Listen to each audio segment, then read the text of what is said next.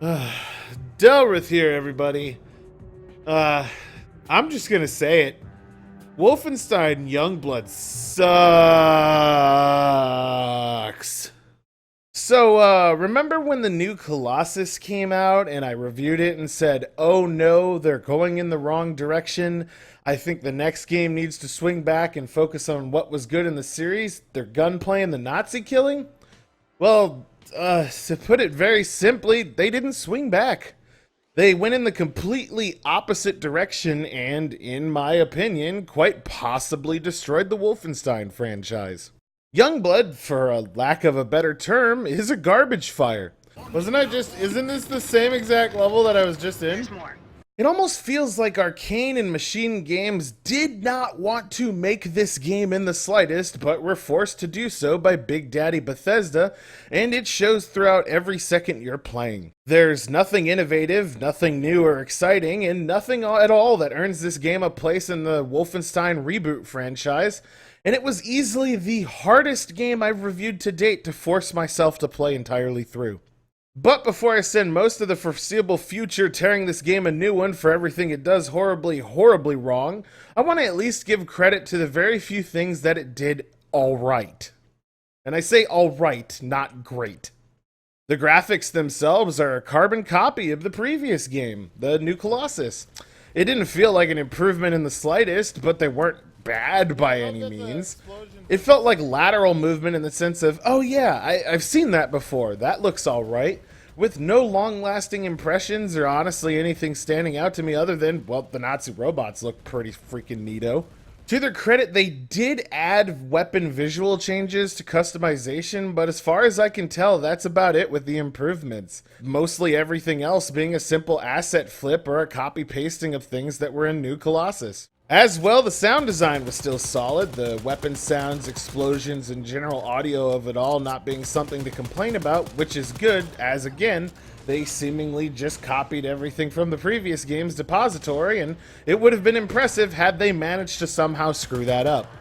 I do also have to give props to Bethesda for the addition of doing a buddy pass system, paying $10 more on a game that costs $30 to start, just to be able to play fully through with a friend.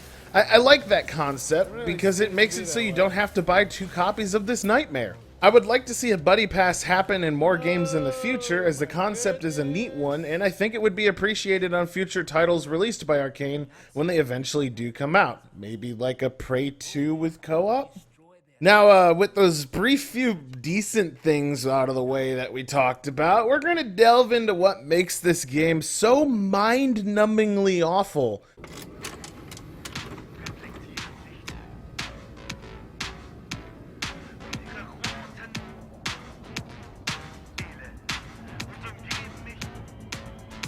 What the heck are they doing? Welcome to every intermission screen. Hell yeah, dude! I honestly got so fucking sick and tired of hearing their deadpan, uninteresting, "You're awesome, bro," and "Good job, dude," every time I killed a Nazi.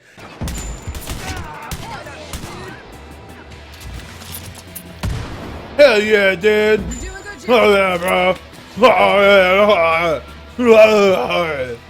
And over the course of 10 hours, I grew to hate them, each character feeling like a company-designed idea rather than a thought-out, interesting personality.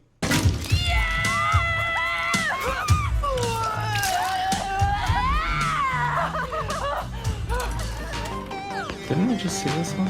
Yeah. Hell yeah, dude!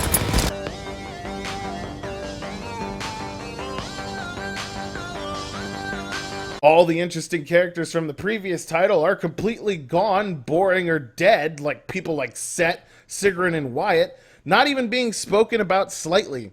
In fact, even the main bad guy of the story is just so bland and awful by comparison to Irene, it felt like a completely different team with zero experience had designed all of them. If you watched my last review, you know that I wasn't a huge fan of some of the characters and thought they were way too campy at times, but having them in the game was at least a hugely better experience than not having anyone with an even slightly interesting backstory, something you never encounter in Wolfenstein Youngblood. Hell yeah, dude! The black boxes are something that happens with this game. I don't know. Like those black boxes, I have no idea why this game does that. In fact, the entire plot and story of the game is absolute garbage, with the final outcome of it being a complete disappointment and resolving absolutely nothing, making the entire thing utterly pointless. We can handle it. Oh, our girls can handle anything. No, they can't, because their sales are really bad. Till they lose their power armor and then they're trash. Did they just debate the end of the game like they did with the last one, where you're like, you're gonna take back the US now, we can all fight together. Ha ha ha ha, JK, you don't get to play that. That better not be the end, because that was terrible. Fourth Reich pals in Berlin. It does the exact same thing the ending of Colossus did, but far worse, actually disgusting me with how awful it was when I finally concluded it. That is the end of the Steal as game. much of Lothar and Juju's tech. Make us ready for TLC that's never coming. Because there's no way we're going to let those assholes win. No, there is not. Rain is coming, girls.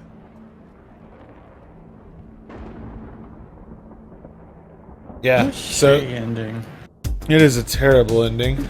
Nothing. Literally nothing. Yeah.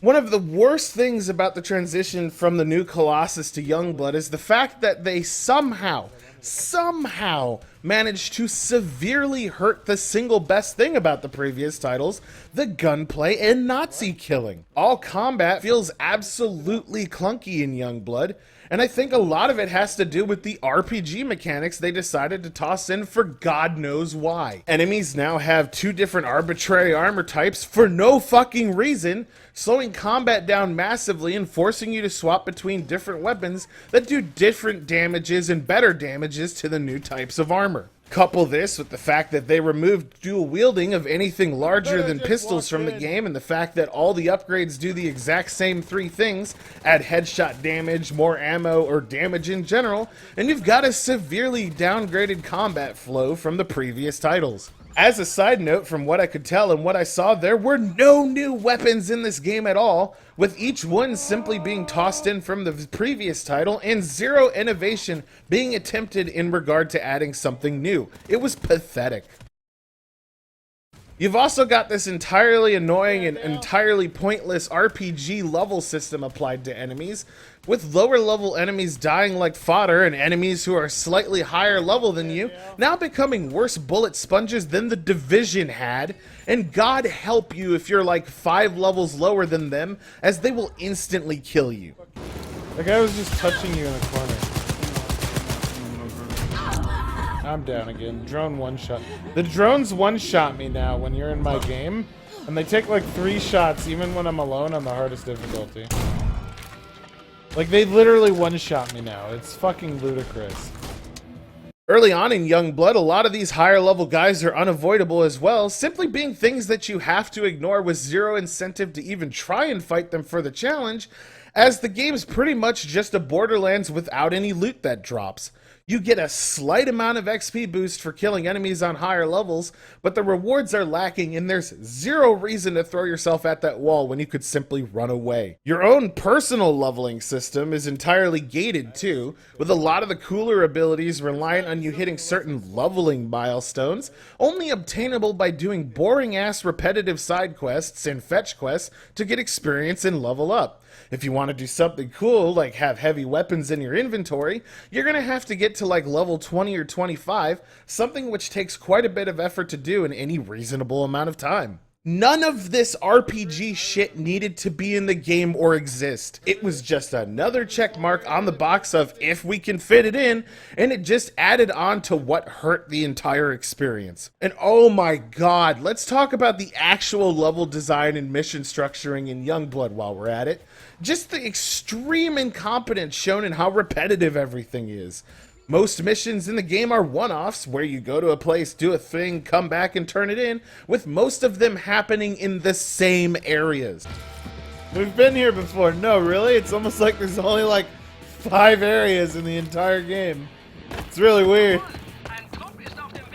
I shit you not, you're going to do the same level over and over and over and over again. Hell yeah, dude! Killing the same exact spawns of bad guys and going through the same exact pathing, doing a slightly different objective than before. This pseudo-open world that they went with was a terribly poor choice, as at one point I got 6 side missions in a row, all in the same exact area. The bosses, too, are all repetitive and recycled. Through the main part of the story, you go to all these brother facilities, each one having you plow through hordes of bad guys to get to the end and unlock a computer. And as a side note, they had the arrogance of calling these raids, with the boss at the end of each one being identical to one another. Every tower is guarded by the same Nazi mech and 2 commanders, something you will do 4 times over, just always feeling like an absolute waste of time throughout. Hell yeah, dude! You're doing a good job. Their scaling is totally busted as well on some difficulties, and they have some really lame instant kill mechanics. Oh, by the way, if you die, icing on the cake to all this, you have to start completely over from the beginning of the mission, as there are no checkpoints at any point during them. Who designed this game and decided that that was okay? God, this game fucking sucks.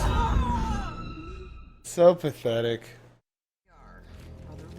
Oh, we have to redo the entire thing, huh? Girls, Brother 1's main entrance is locked. You have to redo the entire raid. Alright, well, I'm done for the night.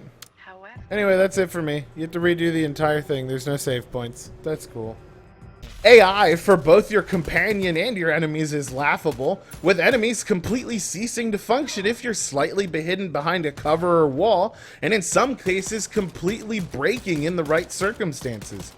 There was a point where I was fighting one of the primary bosses and both my AI companion and the boss bugged out, standing there and ceasing to function, with the boss firing non-stop at a wall and accomplishing nothing.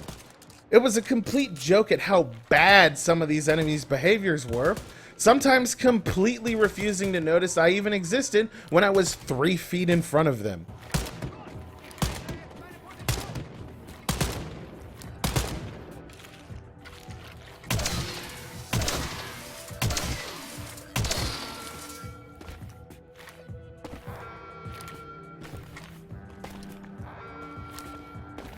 I don't think he...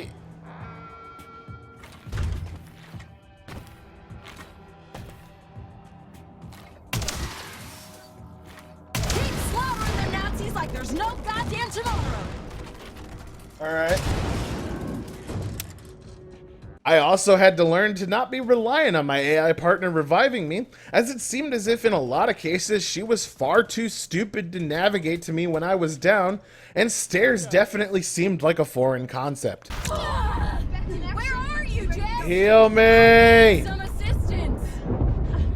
Heal! Stop shooting him! I'm down for the count, sis! Revive me! Hey, come Help! Run. Revive me!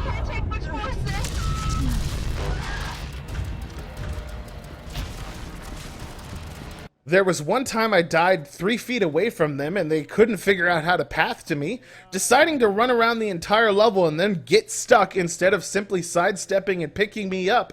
It was just so bad.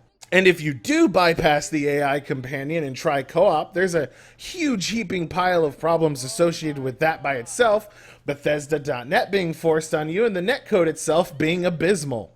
You're going to notice a lot of desync, animation issues, kill delay, and connectivity problems, all of which severely hamper the flow of the game and limit the enjoyment you can have with a friend. Look at your animation, keep doing it. So we want to talk about how good the netcode is. I think that really summarizes how solid the netcode is in this game. It's really, honestly, the fact that you're magnetoing is pretty good. You do it. Are you ready? It looks the exact same on my side. You're just like lifting up and down and hitting like the ground. Do it again, do it again, do it again. Do it with me. You want me to do it to you? Plus, because the entire world is seemingly developed around everyone having a buddy in some sort of ridiculous Nazi buddy system, You're going to run into doors which require your partner to help you every 10 seconds, as well as boxes that require 2 people, terminals that require 2 people, and load screens that require 2 people, all happening so often it just ends up pissing you off. Oh, and it wouldn't be a Bethesda game these days without some sort of microtransactions, and of course they're there in this $30 trash pile of a game. The only thing as of right now that you can do premium currency with is skins. You can get a bunch of skins for your guns, which are terrible and ugly and not worth it in any sense of the word. But if you hit escape and you go to the store and you view the page, and you scroll down and you read this line right here, it says that you can acquire new power armor and weapon skins, which is all that you can right now. You can buy the gear, buy pep signals, and buy consumables. So they're amping up to put this in the game to buy everything. Gear, pep signals, and consumables to help you and your friends battle through Nazi-occupied Paris. Could it be that Bethesda turned off the ability to buy progression items like gear and weapon upgrades for now, just for the sake of not getting critic review bombed, only with a plan to add them in for purchase with gold bars in the immediate future? I think most definitely, and it's really fucking shady. The fact that they most likely knew how bad it would be received if they were put in at day one, but forgot to edit the store page to reflect what was currently allowed to be bought with gold bars is hilarious and an awful oversight. Shame on them if that ends up being the case. Do I recommend this game? Fuck no. The game can't be paused for some reason, even in offline single player. There's no XP reward for different difficulties, which makes them entirely pointless and something you shouldn't suffer through. There's a ton of graphical glitches and FPS issues centered around VSync, just like the previous title, which hasn't been fixed. Stealth is completely pretty much pointless now, as the level design doesn't accommodate it. And there's no map. There's just a mini-map in an open-world game with objectives. No map. I checked. Doesn't exist. How they managed to screw something so simple as use cool guns to kill hordes of Nazis up as bad as they did is a mystery to me. And I am not looking forward to the desecration that they do to the series in future titles. Final score for Wolfenstein Youngblood is a very low but well-deserved 3 out of 10. It's an awful game all around, and it's so bad it's not even funny bad like some awful games are. It's just the regular type of awful, and I can't suggest anyone play it in the slightest. Do not play it. Don't give them money for such a half-assed, low-effort attempt. It's not worth it. And so that's going to be it for this rapid fire review. If you liked it, do me a solid, hit the like button and subscribe. And if you're already subscribed, ring the bell to get notifications on new videos in the future. Oh yeah, and if you like the rapid fire reviews or would like to see when I'm doing them live and sometimes suffering on Twitch, you can head over to my Twitter at AJSADelrith and give me a follow. I'd appreciate it. Until the next video, this is Delrith, and I'll be seeing you.